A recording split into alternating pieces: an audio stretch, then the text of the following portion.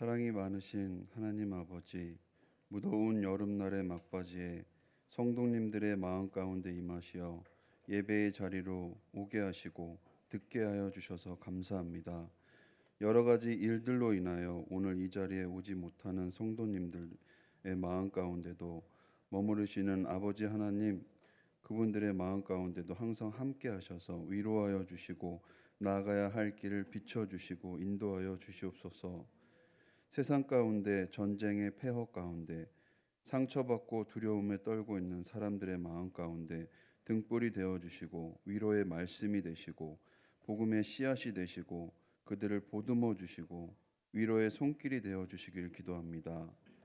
화재와 여러 가지 사고로 인하여 갑자기 가족들을 잃은 사람들을 위로하여 주시고 화재가 나도 작동하지 않는 스프링클러로 인한 피해자가 더 이상 생기지 않도록 하루빨리 규제와 법안이 세워지고 이 나라가 바른 길로 설 수 있도록 인도하여 주시길 기도드립니다.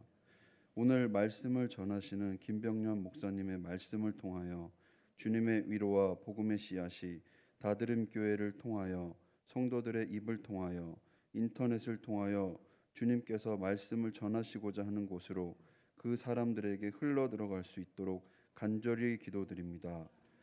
교회에 많으신 교육자분들과 리더님들, 선생님들, 봉사하시는 많은 분들을 보내주시고 세워주셔서 감사합니다.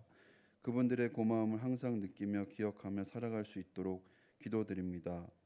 해외와 국내에서 선교하시는 신웅섭 이미순 선교사님, 안익상 이난영 선교사님, 김영일 최정은 선교사님, 김선님 간사님 건강을 먼저 챙겨주시고 마음 가운데 항상 힘이 되고 사랑이 넘칠 수 있도록 곁에서 항상 지켜주시고 함께하여 주시옵소서. 이 모든 말씀 사랑이 많으신 우리 주 예수 그리스도의 이름으로 기도드렸습니다. 아멘. 이렇게 성경 통독하는 팀을 통해서 여러 은혜들을 누릴 수 있어서 감사를 드립니다. 배우자가 성경을 읽겠다 하거나 누군가가 성경을 읽겠다 하면 꼭 약속을 해주시기 바랍니다. 여행을 보내주겠다고. 빨리 찔러보세요. 보내줄 건지. 너무너무 감사하고요. 어제도 이곳에서 청년들 수련회를 거의 한 밤 10시 반 정도까지 함께 수련회를 하였습니다. 오늘까지 수련회인데 몇몇 청년들은 근처에 에어비앤비로 집을 얻어서 그 수련회에 참석을 하는 그런 청년들도 이렇게 보았습니다. 참 청년들이 얼마나 마음의 열정이 많은지 보면서 하나님께 또 한번 감사를 드렸습니다. 오늘 말씀은 레위기 19장 1절부터 18절 말씀 제목, 죄악보다 더 큰 소망이라는 제목으로 말씀을 전하려고 합니다. 한상준 전도사님 친구분들이 여름 성경학교에 와서 도와주셔서 이분들과 함께 식사를 원래 하려고 하였는데 계획이 2박 3일 리트릿이 되어서 수련회를 다녀왔습니다. 그래서 전도사님들 7분하고 저와 함께 가서 양양에서 저렇게 잘 놀았습니다. 근데 제가 전도사님들과 함께 대화를 하면서 전도사님들에게서 우리 후배들로 인해서 소망이 있구나 하는 것을 깨달았습니다. 이 전도사님들 중에는 놀랍게도 여러분 아마 소설 제목만 들어보셨을 텐데 토지를 읽은 분이 계시더라고요. 또 중고등학생 때 벌써 C.S. 루이스를 자기는 압니다 이러면서 읽은 책을 막 얘기해요. 보통 후배들에게 이런 책을 얘기하면 그게 뭔가 이렇게 멀뚱거리는데 이 후배들은 자신들이 그 책을 읽었고 그 내용을 가지고 토론을 하고 이런 걸 보면서 와, 이게 보통 요즘 하는 얘기들이 중고등학생 때 책을 안 읽는다 이 얘기를 많이 하지 않습니까? 그런데 이 후배들은 그 책을 읽고 그 내용을 가지고 서로 토론을 합니다. 그게 너무 감사했어요. 야, 이게 정말 후배들이 역시 선배들보다 더 낫구나 하는 생각을 하였습니다. 그런데 이 후배들은 저와 우리 교회에서 이들을 대접을 하였거든요. 이 모든 일정의 비용들을 다 교회에서 내서 섬겼더니만 이들이 이렇게 말을 하는 거예요. 다드림교회와 목사님을 보니까 한국교회에 소망이 아직도 있는 것 같습니다. 그래서 도대체 소망을 엉뚱한 데서 왜 찾냐? 아무리 봐라. 우리는 그런 정도가 아니다. 그런데 자신들이 겪은 이야기들을 들려주면서 아픈 얘기들을 많이 해요. 어떤 여전도사님은 자기가 교육자 수련회를 가서 자기 하고 싶은 대로 하고 말도 하고 싶은 대로 다 했더니만 와서 그렇게 말하면 안 된다고. 교회에서 여자는 조용히 해야 된다고. 그 왜 전도사로 왜 뽑았어요? 그죠? 그러면서 그냥 우리끼리 밥 먹고 노는데 그냥 쭉 울더라고요. 제가 때린 게 아니고 무슨 은혜로 말을 한 것도 아니고 그냥 밥 먹고 있는데 울더라고요. 그래서 왜 웁니까? 그랬더니 그 얘기를 하는 거예요. 참 여러분 전도사님들과 교제하면서 한국교회의 어두운 구석도 또 많이 알게 되었지만 서로 교제하는 것이 이런 소망과 위로를 주는구나 하고 깨닫게 되었어요. 우리 시대는 소망이라는 단어를 잘 사용하지 않습니다. 다들 현실 이런 이야기가 많지 소망이라는 이야기를 별로 하지 않습니다.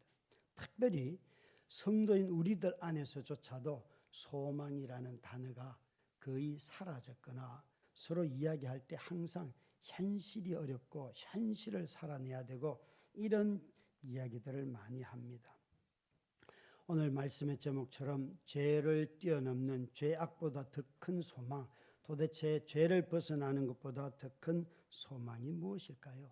하나님은 우리를 죄로부터 벗어나서 거듭나게 하여서 거듭난 사람들의 모임, 하나님의 백성들을 통하여서 이 땅에 하나님의 뜻이 드러나고 하나님의 나라가 이렇게 됩니다라고 보여주기를 원하시는 분이셨어요. 그래서 하나님이 우리를 통하여서 죄를 벗어나는 정도가 아니라 죄를 벗어난 사람들이 어떻게 사는지 그 나라를 보여주기를 원하셨는데 레위기는 그런 점에서 하나님 백성들의 삶이 어떤 소망을 가지고 이 땅에서 살아가야 하는지를 잘 가르쳐주는 책이에요. 어떻게 거룩한 백성이 살아가는지 또 하나님의 백성은 어떤 모양인지를 가르쳐주는데 우리가 레위기를 예배의 책이라고 할 때에 자꾸만 예배를 성전, 성막 안에서 일어나는 어떤 것 또 아니면 이 교회 주일날 와서 일어나는 이 한 두어 시간 남짓한 이 시간에 일어나는 것에 제한하기가 되게 쉬워요. 그러나 성경은 레위기서만 봐도 그런 성막 안에서 이루어지는 제사는 레위기 전반부에서 끝이 나고요. 16장이 지나고 17장부터는 전부 다 사람들 사이에서 살아가면서 어떻게 행동해라 하는 것이 다 있어요.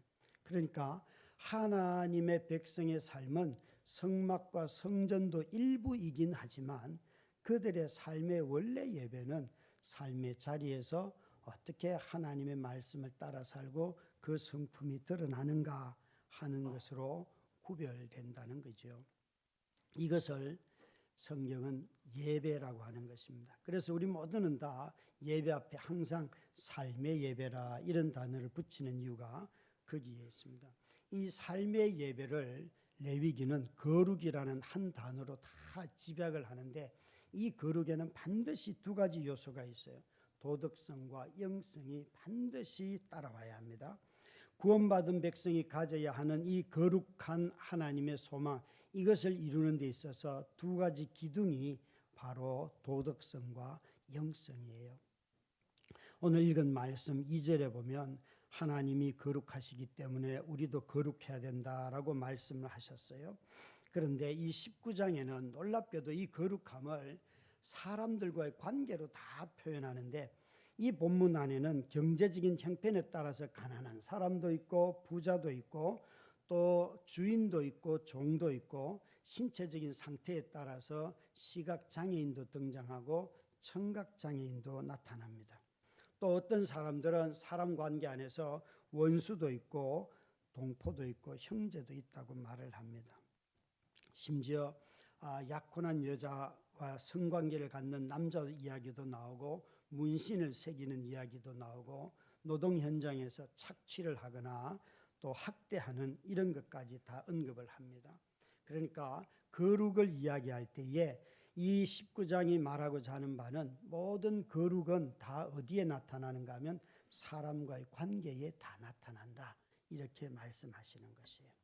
이 거룩함이 사람과의 관계에 나타나는 것을 아래로 향하는 영성이라고 하는데 그것은 인간관계 곧 도덕성을 말합니다. 우리가 신앙이 깊어지고 자라간다라는 말을 할 때에 하나님과 나와의 관계가 자라고 나와 사람들과의 관계가 자란다고 하지 않습니까? 이럴 때에 이 사람과의 관계가 이 19장에는 다 나타나고 있습니다. 그래서 이 하나님의 성품에 기초한 사람과의 관계를 바로 도덕성이라고 하는 것입니다.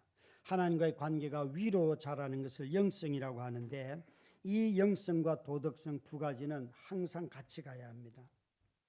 우리가 조금 전에도 성경을 읽는 것, 기도하는 것, 성경 공부하는 것, 또 이렇게 찬양하는 것, 우리 어른들 보니까 노래방을 자주 가신 것 같아요. 노래를 비교적 잘하고 우렁차게 하시는 거 보니까 노래방 필이 좀 나더라고요. 이것은 영성이라고 하는 거예요. 그런데 만약 여러분 이런 영성만 있고 도덕성이 없으면 어떻게 되는가 하면 교회 다니면 다닐수록 아주 비도덕적이 되고 비양심적인 사람이 되는 거예요. 사람들이 보면 정말 꼴불견인 인간들이 다 모여 있는 거예요. 자기들끼리 모여서는 형제 사랑인데 나가면 남을 함부로 대하고 이런 일들이 그냥 비일비재한 거예요. 근데 반대로 도덕성만 있고 영성이 없으면 어떻게 될까요?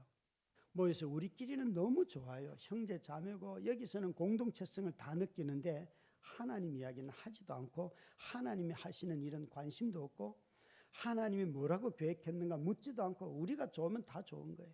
그러니까 아주 세속화되는 것이에요. 이름은 다 교회이고 하나님인데 하는 일은 다 자기들끼리 좋아하는 것들만 다 하게 되지요. 그래서 이 두 가지는 반드시 거룩한 삶의 두 기둥으로서 이것이 있어야지만 거룩함이 유지가 되는 것입니다. 이 레위기 19장은 우리에게 그런 점에서 거룩함은 죄악의 씻김을 넘어서서 우리에게 의를 사랑하고 실천하도록 요청을 합니다. 우리는 우리 자신들의 신앙이 죄 씻는 데서 머물면 안 됩니다. 하나님이 원하시는 것은 일상에서 의를 사랑하고 실천하도록 우리를 부르셨어요. 하나님은 일상의 삶에 아주 관심이 많습니다. 이 19장만 해도 가정에서 하는 일, 또 성전에서 해야 할 일, 직장 생활에서 해야 할 일 다 이야기하시고 재판정에서 일어날 일들까지도 말씀하십니다. 심지어 1년에 한두 번 있는 추수밭에서도 너희가 거룩해야 된다 라고 말씀을 하시면서 추수밭으로 우리를 데려가기도 합니다. 그 추수할 때 하나님이 너그럽게 너희의 밭에 복을 내린 것처럼 너희도 추수하면서 반드시 나그네와 또 거류민들을 생각해야 된다라고 하시면서 추수를 끝까지 다 베지 말고 남겨두고 포도를 다 따지 말고 좀 남겨두라는 거예요. 저는 시골에서 자랐기 때문에 벼도 길러보고 보리, 밀, 콩 다 해봤습니다. 제가 만약에 낫을 들고 벼를 베다가 끝자락을 가만히 남겨두면 저 되게 혼납니다. 왜 일을 이따위로 하냐고. 절대 남겨두면 안 됩니다. 콩이든 뭐든 다 끝까지 다 싹싹 긁어서 하나라도 하여튼 버리면 안 됩니다. 그래야 되는데 이스라엘 사람들이 추수할 때 끝자락은 좀 남겨둬. 새도 먹어야 되고 짐승도 먹고 지나가는 사람도 좀 먹어야 돼. 이렇게 말씀하시는 거예요. 여러분 아마 여러분의 자녀들이 이렇게 하면 해프다고 말할 거예요. 그런데 하나님은 그렇게 하시라는 거예요. 하나님이 모든 공간을 창조하시고 그 공간에 곡식을 종류대로 나무도 종류대로 꽃도 종류대로 막 심으셨기 때문에 하나님은 이 공간을 잘 관리되고 그 식물들이 사람이 잘 살 수 있도록 관심을 갖고 계십니다. 그래서 하나님이 이런 모든 관계의 맺음이 단지 사람과 사람만의 관계만 아니라 자연과의 관계까지도 말씀하시면서 이것을 통하여서 자연을 보존하고 너희가 창조주의 관리자로서 창조주가 준 선물인 땅을 관리하는 사람으로 우리 보고 살라고 하십니다. 그래서 하나님은 관리자인 우리들을 통하여서 삶의 전 영역, 공간 전 공간 안에서 당신의 뜻과 나라가 이루어지기를 소망하십니다. 하박국 선지자의 표현대로 한다면 물이 바다를 덮음같이 여호와의 영광이 온 땅에 가득하기를 노래했던 것과 똑같습니다. 여러분, 바다 속에 있는 바위든 모래 사이든 그 사이사이에 물이 들어가지 않는 바위와 모래는 없습니다. 마치 여호와의 영광이 모든 인간관계 안에 모든 세상의 피조물들 사이에 스며들기를 바라는 것이 하나님의 강력한 소망이지요. 그런 점에서 하나님은 이 모든 인간관계 안에 우리의 일상 속에서 거룩함이 드러나야 된다 말씀을 하십니다. 이것을 한 문장으로 정리를 해보면 우리 모든 인간관계는 대원칙이 공정하게 행하고 자비를 사랑하고 겸손하게 살아가는 것, 공정하게 행하고 자비를 서로 베풀고 사랑하고 겸손하게 살아가는 것, 이것이 하나님이 원하시는 사람과 관계의 기초입니다. 이것이 하나님께서 우리를 통하여 말씀하시는 거룩의 모습들입니다. 구원은 한 개인의 회복을 넘어서서 이런 새로운 사회를 꿈꾸도록 우리를 초청합니다. 이웃을 착취의 대상으로 보지 않고 사랑의 대상으로 본다면 어떻게 될까요, 여러분? 또 연약한 자들, 특별히 성경에서 연약한 자들의 먼저는 고아와 과부도 있지만 연로한 어른들이 있습니다. 나이 많은 어른들을 공경하는 사회가 될 때에 그냥 지하철에 의자 비켜주는 그런 정도가 아니지 않겠습니까? 어떻게 하면 우리가 함께 약한 자들과 살아갈 수 있는지, 또 시장에서 정직한 거래가 이루어지는 사회를 한번 생각해 보십시오. 공직자들이 성실하게 일하는 사회에 살면 국민들이 얼마나 행복하겠습니까? 이웃을 해하려고 거짓 증거하지 않는 법정이 상상이나 하실 수 있겠습니까?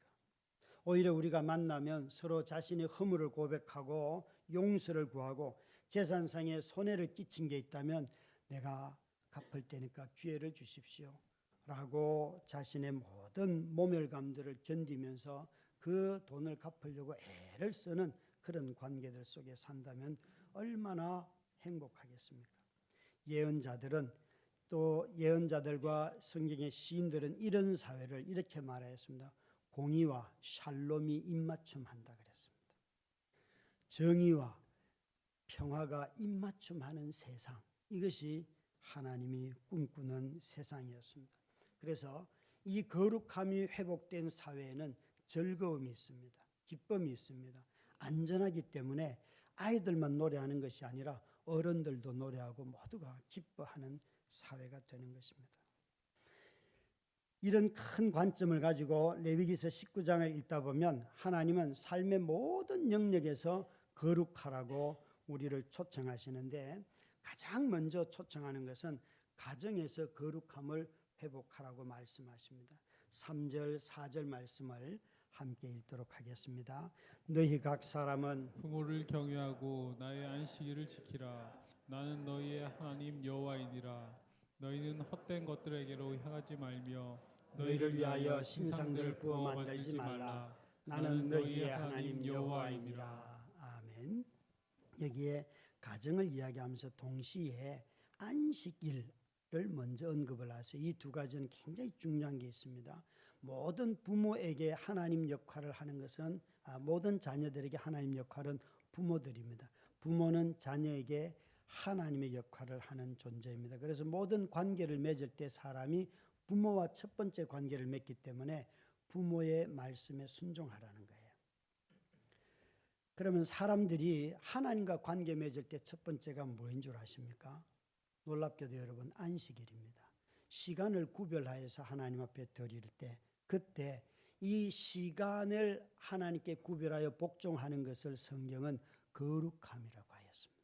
그래서 창세기에도 이 일곱째 날을 만드시고 이 일곱째 날을 통하여 너희가 거룩하게 된다라고 하셨는데, 이 지금 3절 9절은 우리에게 자녀들의 삶의 위치의 첫 번째가 부모인 것처럼 모든 성도들의 삶의 첫 번째 위치에 안식일이 있어야 한다는 것입니다. 코로나를 지나면서 우리는 대부분 너무 자기 중심이 되고 자기 취향 중심이 되어버렸습니다.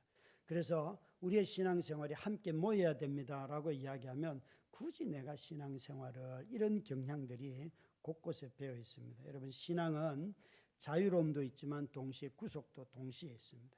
이 두 가지 중에 하나가 무너지면 반드시 우리는 하나님이 원하지 않는 신앙생활을 하게 될 것입니다. 여러분 자유만 극대화해서는 신앙에 배워야 할 자기 부인을 배우지 못합니다. 또 반대로 구속만 계속 하다 보면 여러분 우리에게 주신 자유로움, 너그러움, 풍요함 이걸 누리지 못하고 항상 쥐어짜는 그런 신앙생활을 하게 됩니다. 이 둘은 다 필요합니다. 그런 점에서 가정에서는 부모의 권위에 순종하고 안식일은 시간의 권위에 순종함으로 말미암아 저와 여러분이 거룩함을 배워간다는 것입니다. 시간을 따로 구별하지 않고는 우리 모두가 거룩해질 수가 없습니다. 가정에서 이런 거룩을 회복하라고 하신 하나님은 성전에서 제물을 드리는 너희들이 거룩하기를 원한다 말씀하십니다. 이 성전에서는 특별히 화목 제물을 말씀하시는데요. 이 화목 제물은 보시면 5절부터 8절까지의 말씀입니다. 이 화목 제물을 드릴 때에 제물 자체도 하나님이 기쁘게 받도록 온전한 제물을 드려야 하잖아요. 그렇죠? 그런데 오늘 본문은 제물 자체를 말씀하시는 것이 아니라 제물을 드리고 난 뒤에 제물을 어떻게 관리해야 하는가를 가지고 거룩함을 말씀하세요. 이 화목 제물에는 세 종류가 있습니다. 감사의 제사가 있고 서원 제사가 있고 또 자원하는 제사가 있습니다. 그런데 감사의 제사는 그날 다 먹어야 합니다.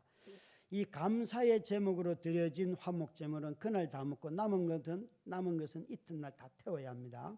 그런데 자원제나 서원제로 드린 것은 3일까지 보관할 수는 있습니다.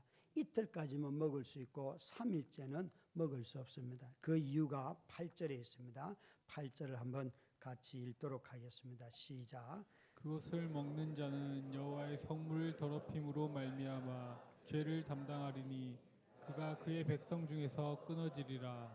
도대체 음식 먹는 것이 얼마나 중요한지 성물을 더럽혀서 백성 중에서 끊어진다 하셨는데 7절에 보시면 이것을 왜 중하게 여기는가 하면 가증한 것이니라고 했는데 이 가증하다는 것은 다른 영어 성경을 찾아보면 썩었다, 부패했다, 상했다 하는 뜻이에요. 그러니까 하나님 앞에 드려진 예물인데 시간이 지나면 부패할 수 있죠. 그죠? 근데 그걸 다시 하나님 앞에 드린다는 거예요.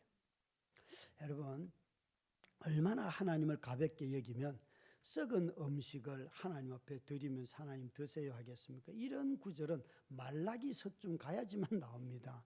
말라기 가면 그렇게 너희 총독들한테 그 음식 드려봐라 먹는가? 너희 총독들도 먹지 않을 음식을 나한테 바치느냐라고 하나님이 책망을 하세요.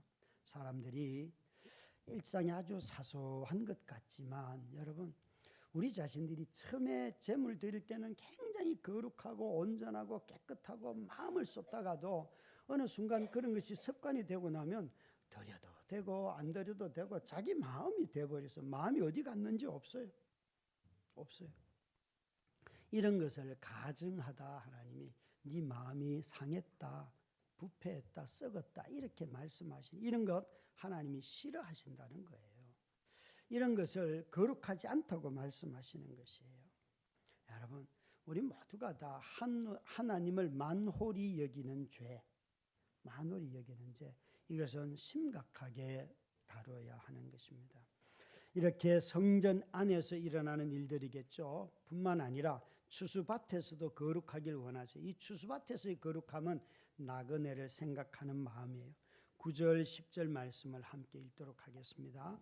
너희가 너희의 땅에서 곡식을 거둘 때 너희 반 모퉁이까지 다 거두지 말고 내 떨어진 이삭도 줍지 말며 내 포도원의 열매를 다 따지 말며 내 포도원에 떨어진 열매도 줍지 말고 가난한 사람과 거류민을 위하여 버려두라.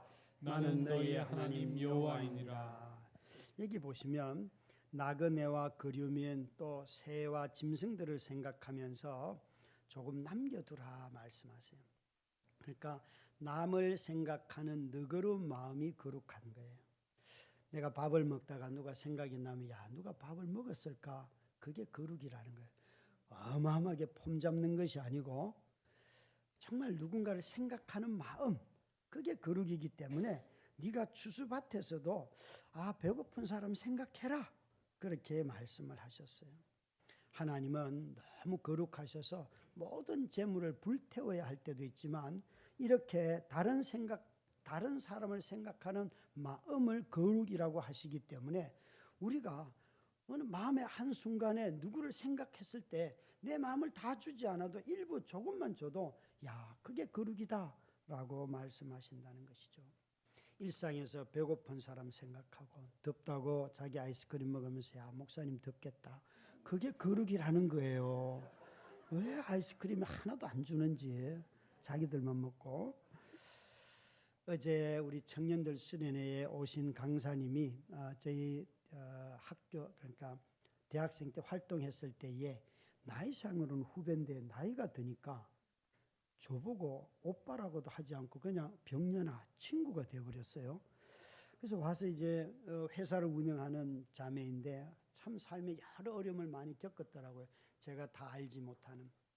근데 친구의 말 중에 제가 너무 위로를 받은 게, 자기 회사에서는 이렇게 수익이 좀 부족해서 모자라면 누구부터 월급을 주는가 하면 알바생부터 먼저 월급을 준다는 거예요. 참 여러분 마음 귀하지요. 그래서 속으로 우리는 그 20년 전부터 했어. 우리 교회도 헌금이 모자라면 파트 전도사님부터 선교사님 먼저 보내고 그다음 파트 전도사님이고 담임이 맨 꽁을찌야 꼴찌. 그 우리 20년부터 해서 제가 너스레를 좀 떨었죠. 저는 친구가 같은 생각을 가지고 이 작은 법을 자기 회사에서, 아니 교회보다도 여러분 회사를 그렇게 운영하는 게 더 어렵습니다. 회사가 그 어려운 겁니다. 제가 그거 보면서 굉장히 위로를 받았어요. 우리가 같은 모양의 신앙을 갖고 있구나 하는 것 때문에 위로가 되었어요. 여러분, 이런 것을 하나님은 거룩이라 말씀하는, 남을 배려하는 마음, 남을 먼저 생각하는 마음, 살고 오늘날처럼 살기 힘들고 어렵고 정말 모자라는 게 너무 많지 않습니까? 이럴 때일수록 다른 사람을 한 번 더 생각할 때 하나님은 그것을 거룩하다 말씀하시는 거예요. 오늘 본문에는 시각장애인들도 나옵니다. 시각장애인들과 또 청각장애인들이 나오는데 14절 말씀입니다. 함께 읽겠습니다. 너는 귀먹은 자를 저주하지 말며 맹인 앞에 자기 문을 놓지 말고 내 하나님을 경외하라. 나는 여호와이니라. 여러분, 하나님을 경외하는 것이 무슨 큰 일이 아니라 시각장애인이 지나가면 혹시라도 넘어질까, 길을 제대로 가는가, 또 장애물이 있으면 가서 몰래 치워주고 이런 걸 한다는 거예요. 청각장애인이 있으면 그 사람이 입모양을 보면서 의사소통을 해야 되니까 한 번 더 들으려고 애를 쓰고 이해하려고 한 번 더 말해주고 이런 관계들, 그러니까 오래 참는 거죠. 사람과의 대화하면서. 참 이게 얼마나 필요한 시대입니까? 장애를 가졌다고 해서 멸시하거나 저주하지 않고 불편해하지 않고 함께 기다려주는 마음. 누가 정말 장애인들이 운전을 하다가 운전이 서툴고 나면 가만히 기다려주면 되는데 내가 가는데 네가 왜 내 앞을 막고 있나 빵빵거리고 막 누르지를 않습니까? 제발 여러분 차 운전할 때 좀 너그러워지시기를 바라요. 기다려주시길 바라요. 너무 사람들이 화가 잔뜩 나 있어요. 미혼모들을 보면 막 혀를 쩌쩌 차면서, 여러분 그게 저주의 혓바닥 아닙니까 그거? 아니 그렇게 남편이 버려서 엄마가 그래도 키우고 낳고 키우려고 하는데 얼마나 귀해요 여러분. 그 행위 자체의 시작점은 죄가 있을지 몰라도 죄보다도 더 귀한 것이 생명 아닙니까?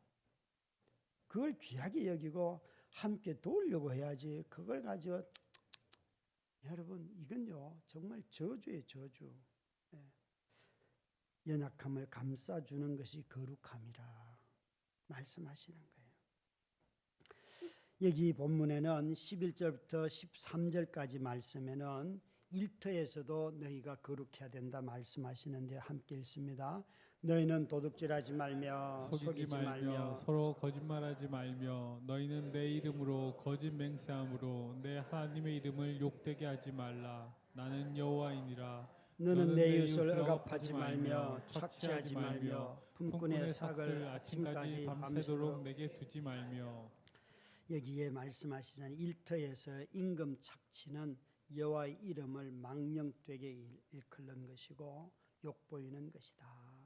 그러니까 일하는 사람에게 적절한 임금을 지급하는 것이 거룩함입니다. 고의로 임금을 체불하는 것은 하나님이 원하지 않습니다. 그런데 오느라고 하여서 돈이 늘 많은 것은 아니잖아요. 돈이 돌고 돌아야지 주는데 참 돈이 부족할 때에도 이렇게 일한 사람들을 먼저 배려할 수 있는 마음을 갖는 것이 참 어려운 마음입니다.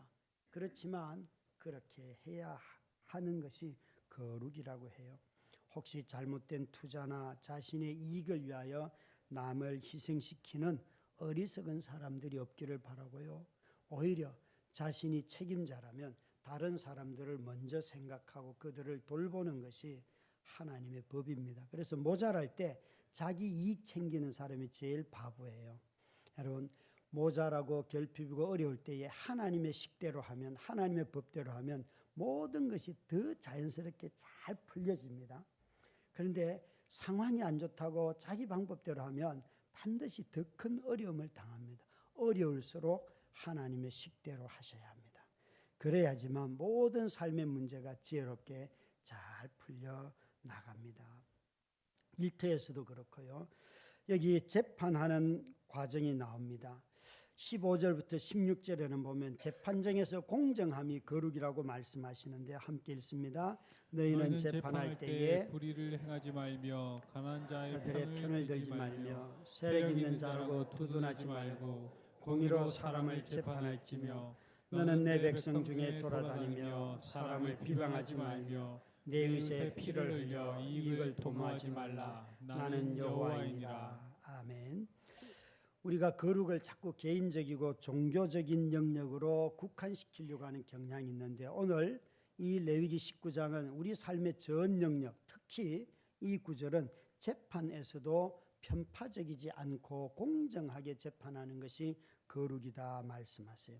이 재판이 왜곡되면 사회를 분열시키고 갈등하게 합니다. 김건희 여사의 디올백이 감사의 선물로 둔갑한 것은 분명히 불공정한 사회임을 아주 잘 나타냅니다. 검찰이 살아있는 권력을 옹호하기 때문에 국민들에게 절망감을 안겨준 사건입니다. 이렇게 해서는 우리 사회를 통하여 소망을 발견할 수가 없습니다. 그런데 여기에 일터나 또 재판이나 장애인을 만나거나 하는 것들이 다 등장했지만 추수밭은 1년에 한두 번이겠지요. 또 재판정에 갈 일도 사실 저와 여러분 그렇게 많지 않습니다. 또 재판과 관련돼서 직업적으로 일하시는 분들 그렇게 많지 않습니다. 검사이거나 판사이거나 경찰이거나 이런 사람도 많지가 않습니다. 이런 삶의 영역에서의 거룩보다도 오늘 본문에 우리 모든 사람들이 피할 수 없는 또 너무나 상식적이고 일반적으로 일어나는 그런 죄가 있는데 오늘 본문에 이렇게 말씀하십니다. 16절 말씀입니다. 함께 읽습니다. 너는 내 백성 중에 돌아다니며 사람을 비방하지 말며 내 이웃의 피를 흘려 이익을 도모하지 말라. 나는 여호와이니라. 여기에 나오는 비방이라고 하는 것은 앞에 도둑질이나 속임수나 불공정한 재판이나 사기치는 것 이런 것보다도 훨씬 일상생활에서 쉽게 일어나는 일들일 것입니다. 우리는 너무나 많은 비방을 하면서도 이것이 죄라는 생각들을 잘 하지 않고 내 판단이 옳다 이렇게 말할 때가 너무 많습니다. 그런데 오늘 이 16절 말씀은 비방이라는 말과 동시에 무엇을 함께 갖다 붙였는가 하면 이웃의 피를 흘려. 여러분, 비방과 폭력은 항상 한 쌍입니다. 비방과 폭력은 가인과 아벨을 보면서 처음에는 비방했습니다. 하나님한테 왜 저의 재물을 동생의 재물은 받고 내 재물은 안 받습니까? 하나님이 부당합니다. 그게 시작입니다. 그런데 나중에는 동생을 죽였습니다. 여러분, 비방은 아주 무서운 것입니다. 실제로 생명을 살해하는 데까지 가지 않더라도 비방은 먼저 자기 자신의 마음에 독소를 뿌리는 것이고 자기를 죽이고 사람과 사람 사이의 관계를 죽이는 것입니다. 어떻게 우리가 이 비방을 멈출 수가 있겠습니까? 우리의 언어에 있어서 거룩함을 회복하는 것, 하나님이 오늘 말씀하십니다. 저와 여러분이 너무나 불평할 것이 많고 불만을 쉽게 토로하고 나의 표현이라고 정당화시키는 세상에 살아가면서 자신의 말에 재갈을 물리는 것이, 그것이 바로 거룩이라고 말씀하시는 것이죠. 여러분, 저는 개인적으로 차별금지법 제정을 찬성하는 사람입니다. 차별금지법 제정을 반대하는 분들을 반대하는 사람입니다. 물론 우리 성도들 안에도 서로 다른 의견을 갖고 있다는 것 저도 알고 있습니다. 제가 이 차별금지법 제정을 찬성하는 이유는 이 법의 핵심이 직업 선택과 교육을 받는 데 있어서 누구도 차별받지 않아야 한다는 것이 핵심이기 때문에 그렇습니다. 그래서 19가지 종류의 사람들을 이렇게 쭉 언급하는데 그중에 한 사람이 바로 성적 취향으로서의 성소수자들이 있습니다. 나머지 사람들은 다양한 사람들을 다 언급을 했습니다. 여러분, 이런 일로 누구도 교육을 받는 일에 있어서 직장을 선택하는 데 있어서 차별받으면 안 된다 하는 것이 이 법의 핵심입니다. 물론 기독교 학교나 또 기독교 기관들이 있을 것입니다. 이런 데서 새로운 신입사원이 오고 또 그런 사람들을 평가하고 할 때에 이 기준을 가지고 가면 문제가 될 영역들이 분명히 우려하는 것들이 있을 것입니다. 그것은 법을 보완해 가면서 해야 할 문제이지 전반적으로 우리 사회의 약자들에 대하여서 이렇게 차별하는 것을 허용하고 그것을 당연시하는 이런 사회는 분명히 극복이 되어야 할 것입니다. 우리 하나님께서 우리에게 정말 하시는 말씀입니다. 우리 시대에 우리가 극복하지 않고는 함께 살아가는 법을 배울 수가 없을 것입니다. 성도 여러분, 어떤 죄악보다도 더 큰 소망을 죄 용서보다도 죄로부터 용서받는 이 구원의 은혜보다도 더 큰 소망을 우리가 가질 수 있겠습니까? 제가 여러 설명을 영역을 나누어서 하였는데 거룩함이 성취된 이런 사회를 여러분 소망할 수 있겠습니까? 그런 사회를 이루기 위해서 가장 먼저 하나님의 나라가 이루어져야 하고 하나님의 뜻이 이루어져야 하는데 그것이 어디에서 이루어질까요? 오늘 17절, 18절 말씀을 보시면 우리에게 하나님의 나라의 출발점이 어디인지 말씀해 주시는데요. 먼저 성경 말씀을 읽습니다. 너는 내 형제를 마음으로 미워하지 말며 내 이웃을 반드시 견책하라. 그러면 내가 그에 대하여 죄를 담당하지 아니하리라. 원수를 갚지 말며 동포를 원망하지 말며 내 이웃 사랑하기를 내 자신과 같이 사랑하라. 나는 여호와이니라. 이 두 구절에서 마음이라는 단어와 내 자신과 같이라는 이 두 단어를 주목하셔야 합니다. 하나님은 신명기 6장 4절부터 5절, 6절, 7절에 마음을 다하고 뜻을 다하고 목숨을 다하고 힘을 다하여 주 너의 하나님을 사랑하라고 하였습니다. 이때 다한다는 이 말의 뜻이 마음으로라는 뜻입니다. 마음으로. 그런데 이 단어를 헬라어로 번역을 할 때 헬라 단어 앞에다가 그러니까 무엇으로부터라고 하는 출구를 뜻하는 EX를 붙였어요. X를 붙였어요. 이것을 번역을 하면 이런 뜻이 됩니다. 무엇에서 또 무엇으로부터. 우리는 마음으로라는 것을 할 때 항상 마음과 뜻과 목숨과 힘을 다하여 했기 때문에 온 마음을 다하여서 우리의 전부를 가지고 하나님 사랑하는 것을 표현을 했어요. 그런데 이걸 만약에 X를 붙여가지고 무엇으로부터라고 해석을 하면 어떻게 되는가 하면 하나님의 사랑하는 그 출발점이 어디인가 하면 내 마음에서부터 내 마음에서부터 하나님의 나라가 임하고 내 마음에서부터 주의 뜻이 임하고 내 마음에서부터 하나님의 성품이 임하고 그래서 예수님은 천국이 너희 안에 있다라고 말씀하셨던 이유가 거기에 있는 것이에요. 세상이 변화되기 전에 그리스도 예수를 믿는 믿음 안에서 주라 고백하는 우리들의 마음에서부터 천국은 임한 것입니다. 그래서 우리 마음을 지키는 것이 그래서 중요한 것입니다. 이 거룩이 어디로부터 출발해야 되는가 하면 거듭난 성도의 마음에서부터 출발을 해야 합니다. 그래서 다른 사람들에게 하나님이 이런 성품을 가지고 하나님의 뜻은 이것이고 하나님은 이런 관계를 맺기를 원하십니다 라고 내 마음에서부터 시작하는 것입니다. 우리는 온 마음을 다하여 사랑하는 것 어렵습니다. 사실 썩은 음식이라고 하였는데 사실 우리 마음도 때로는 첫 헌신은 너무 귀하지만 그 마음의 상태가 자주 변하지 않습니까? 그럼에도 불구하고 온 마음을 다하여라고 하니까 우리는 이 마음으로 하나님을 사랑하기가 너무 어렵습니다. 사실 율법적인 의미로 말한다면 오직 그리스도만이 온 마음으로 하나님을 사랑할 수 있습니다. 저와 여러분의 사랑은 병들었고 썩었고 부분적으로 다 문제가 있습니다. 문제가 있습니다. 율법적으로 말하면 완벽한 순종은 율법이 완벽한 순종을 요구하기 때문에 예수 그리스도 이외에는 어느 누구도 그 완벽한 순종을 성취한 사람은 아무도 없습니다. 없습니다. 우리는 예수님처럼 온전한 순종을 바칠 수 없는 사람들입니다.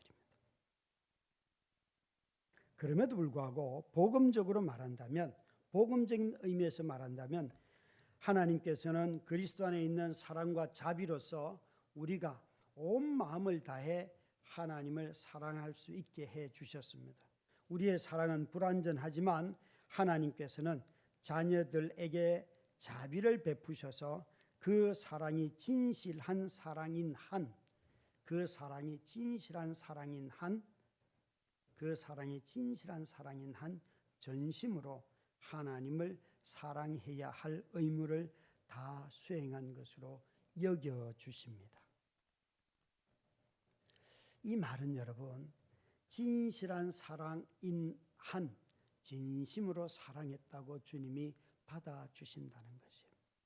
조금 전에 우리 통독팀에서 어른들이 찬양을 했습니다. 아마 여러분 싱어게인을 보거나 또 어마어마한 그 성악가들이 나와서 합창하는 거 막 들으면서 야 잘했다 못했다 이런 거 하던 사람들이 보면 와, 이 노래를 여러분 들으시겠습니까? 그죠? 네? 그런데 하나님은 이 노래를 어마어마한 성악가들이 나와서 합창을 하는 노래보다 더 귀하게 들으신다는 거예요. 아니 저와 여러분의 삶이 그렇지 않냐는 거예요. 우리 삶을 다 보면 아무리 찬양팀이 와서 연습을 해도요. 여러분 전문가를 누가 따라갑니까? 그런데 하나님은요. 우리 마음에 진실한 사랑인 한 하나님은 우리의 헌신을 보면서 너 온전하게 나를 사랑했다 라고 여겨주신다는 거예요. 여러분 끊임없이 자기를 비난하시는 분들이 있죠. 내가 더 해야 되는데 내려놓으시기 바랍니다. 여러분 10가지를 해야 될 것 같은데 한 가지만 했어도 주님이 너 나를 진심으로 사랑했어 라고 말씀하시는 하나님이십니다. 10가지 다 안 해도 살 수 있기 때문에 한 가지만 해도 너 살 수 있어 라고 말씀하시면서 그 사랑을 받아주시는 것입니다. 사랑하는 성도 여러분, 우리 모두가 우리 자신의 마음이 사랑의 출발점이 되십시다. 이 마음이 하나님의 나라가 될 때 온 세상에 하나님이 어떤 분인지 알려줄 수 있는 것입니다. 그래서 우리 모든 성도들을 통하여 세상에 하나님의 나라가 있습니다. 이 대한민국보다도 더 멋진 나라가 있습니다. 우리가 알려주고 그것을 소망하면서 살아가는 저와 여러분 다 되시기를 주의 이름으로 축원합니다.